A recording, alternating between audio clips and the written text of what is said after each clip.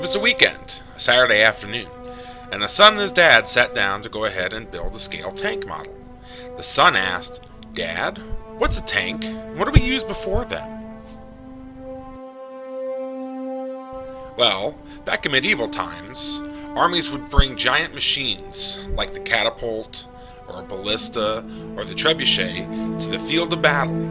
These machines were designed to launch and throw heavy objects either at or over castle walls.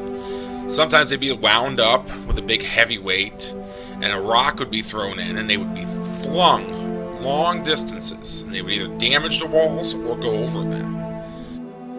Then in the 1800s, the leader of France, Napoleon, decided to go ahead and wage war.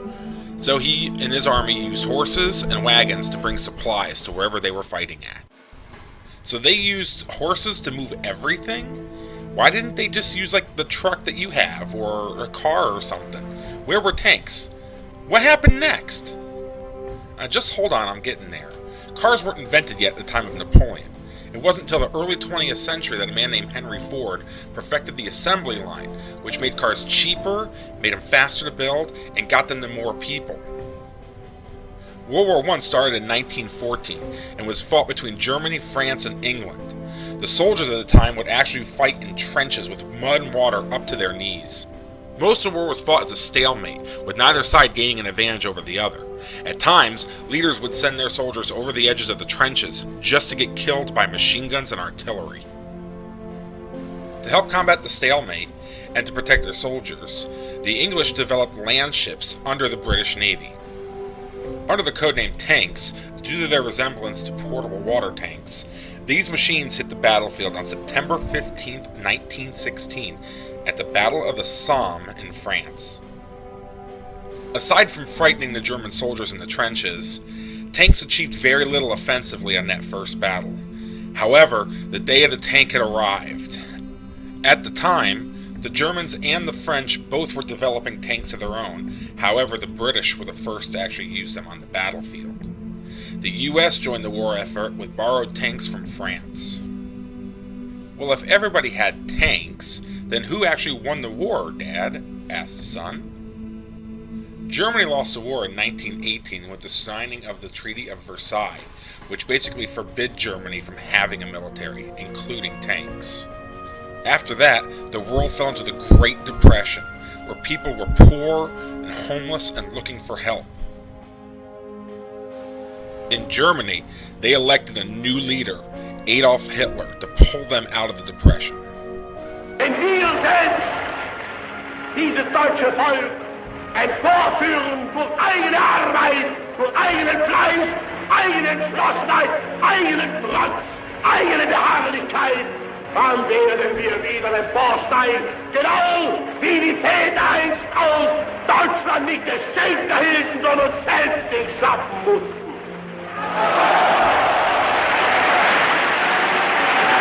So the son said, "Well, this Hitler sounds like a pretty good guy if he wanted to help people out and, fix his country and stuff." And the dad just shook his head and said, "Nope, not at all.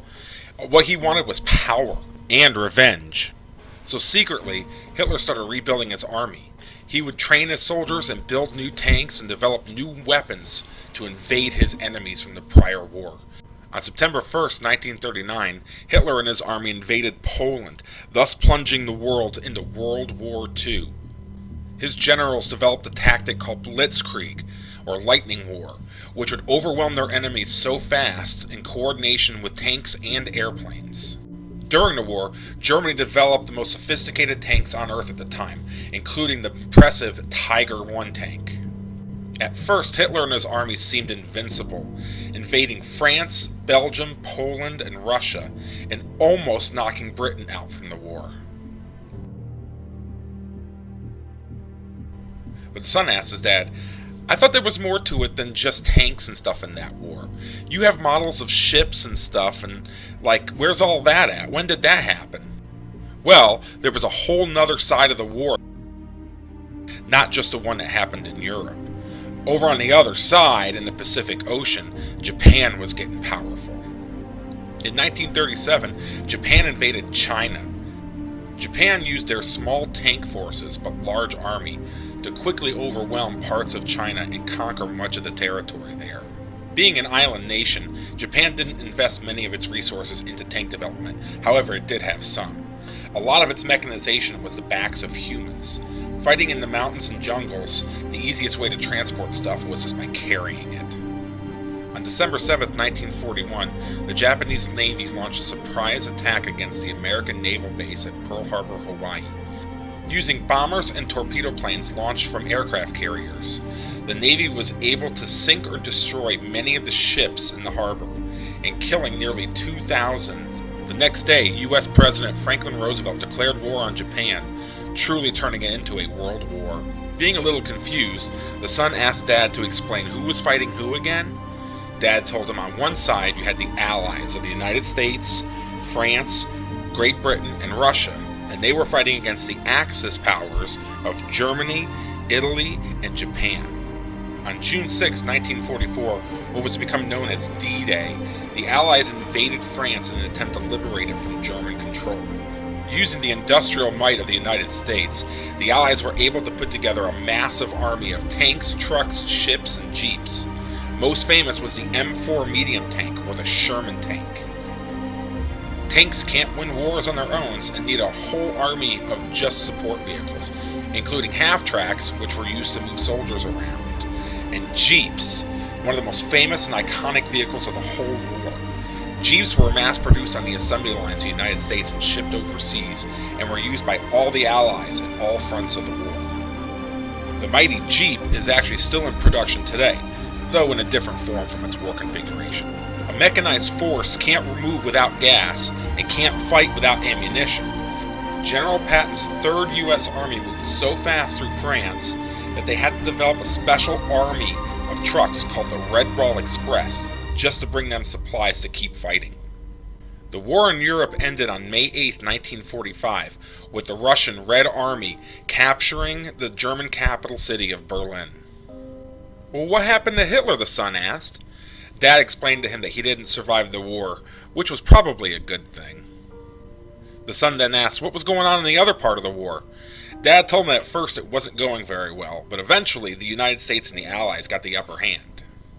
Being a war fought mainly in the ocean meant needing airplanes and ships to help bring supplies and troops and to actually have for combat. Planes launched from aircraft carriers made the biggest difference in the war over there, sinking the enemy's aircraft carriers. The island hopping campaign was a tactic used by the United States to liberate those islands that were conquered by the Japanese. Most of the fighting done in those islands were in jungles, so tanks had a little bit of a difficulty actually fighting there, but they were used effectively on some of them. In the Pacific, large fleets of ships and large groups of airplanes made the major difference in the mechanized warfare. However, it still wasn't enough. Japan surrendered eventually after the atomic bombings of their cities of Hiroshima and Nagasaki. After the dad told the son that many people lost their lives in that war, he asked him, "So was that the last war?" Sadly, Dad shook his head no. Another great war was just starting up, this one between the Soviet Union and the United States, called the Cold War. Dad wanted to explain that the Cold War didn't mean temperature cold, it just meant that there wasn't direct fighting between the Soviet Union and the United States. There was fighting, however, mainly in Korea, which was fought between the North, supported by the Russians, and the South, supported by the United States. Another conflict included the Cuban Missile Crisis, where the Soviet Union placed nuclear missiles on the island of Cuba, just south of Florida. By this time, nuclear weapons could be launched from rockets placed on the backs of trucks, and the US and the Soviet Union had the largest nuclear arsenal in the world at the time. The dad continued on discussing about other hot spots in the Cold War, namely the Vietnam War. Here, like Korea, the North was supported by Communist Russia while the South was supported by the Democratic United States. Parts of Vietnam were well suited for mechanized and mobile warfare. Tanks and armored personnel carriers were best suited in this terrain. However, like in World War I, supplies still need to be delivered, and with the mud and jungle of Vietnam, trucks were hard to use. So the US military had to develop new technology to get men and supplies to where the combat was. Enter the air cavalry, Helicopters were used to bring men and land them into landing zones, and then they would return with fresh supplies. So was that the last war, Dad? The son asked him. And what about this tank? Where did this one come from? Is this ours? Holding up the model of the tank that they had just finished building. Dad told him, nope, that wasn't the last war, not yet. Dad then went on to talk about the Gulf War in the early 1990s. This was fought in the deserts of Iraq and Kuwait between the U.S. Army and the Iraqi Army. Iraq invaded Kuwait mainly for its oil, and this was where the tank that he was holding first was deployed. At the time, and still today, the M1 Abrams is still the most sophisticated tank on the battlefield, and could take out almost any other Army's tank. During the Gulf War, the U.S. Army didn't lose a single Abrams tank to enemy gunfire. He went on to tell his son that unfortunately nowadays there's a whole new war going on, one that involves not nations but people. While the Abrams is still the king of the battlefield, insurgents in the global war on terror are using improvised explosive devices. This is forcing armies of the world to develop new technologies like these MRAPs, or mine-resistant, ambush-protected vehicles. Well, we finished the model and you got a history lesson. Did you learn something today? Son said, yeah, Dad, I learned a lot. Thanks, I had fun.